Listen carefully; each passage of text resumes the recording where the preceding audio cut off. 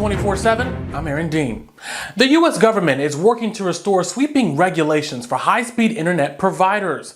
Under the proposed rules, the FCC would designate internet service as essential communications akin to traditional telephone services. That includes the wired kinds found in homes and businesses, as well as mobile data on cell phones. As an essential service, internet service providers like at&t, Comcast, and Verizon would be banned from blocking or slowing down access to websites and online content. The rule would also prevent ISPs from selectively speeding up service to favored websites or for those that pay extra fees. The FCC is set to unveil this plan this week.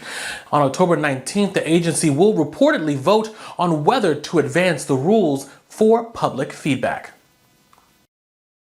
The Biden administration plans to keep the refugee cap at 125,000 people next year.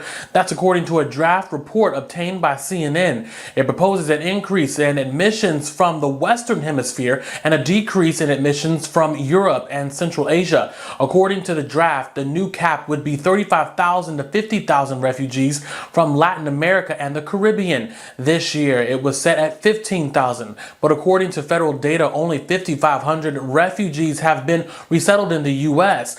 The changes outlined in the draft would provide a legal avenue for migrants without having to journey to the U.S.-Mexico border.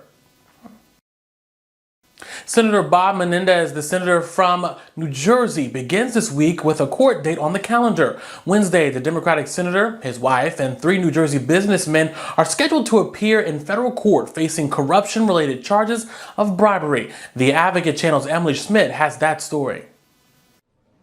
Senator Bob Menendez said the felony allegations against him are just that, allegations. I firmly believe that when all the facts are presented, not only will I be exonerated, but I still will be the New Jersey's senior senator. The charges have already impacted Menendez, who had to step aside from chairing the Senate Foreign Relations Committee when the U.S. Attorney's Office announced the indictment against him last Friday. The indictment alleged Menendez and his wife accepted gold, cash, a car, and more in return for using his powerful position to benefit business colleagues and the government of Egypt. Both Menendez and his wife deny the charges against them. Federal agents conducted searches of their home and safe deposit box last year. They discovered approximately $500,000 of cash stuffed into envelopes and closets.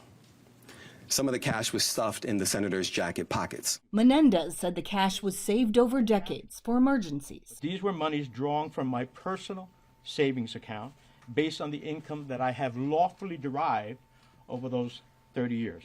Remember, prosecutors get it wrong sometimes. Sadly, I know that. It's not the first time Menendez has faced corruption charges. In 2018, a judge acquitted him of several charges after the jury reported it was deadlocked in a decision. A mistrial was declared. The Justice Department later dropped the remaining charges against him. For now, I remain focused on continuing to do the important work I do every day on behalf of the 9 million people who call New Jersey home. I'm Emily Schmidt, reporting. Mississippi State Auditor is proposing cutting funding to degree programs at public universities that he says doesn't match the state's workforce needs. In a report published last week, Shad White argues that the state should cut funding to programs where graduates wouldn't earn a lot of money or end up working in the state. The programs highlighted include anthropology, African American studies, women and gender studies. Instead, the report recommends funding for degree programs should be considered alongside Mississippi's workforce needs. It suggests that graduating more students from high-paying programs and keeping them in Mississippi would boost the state's economy. And thanks so much for joining us for AC 24/7. For more, go to theadvocatechannel.com and subscribe on the Advocate Channel YouTube page. For the Advocate Channel, I'm Aaron Dean.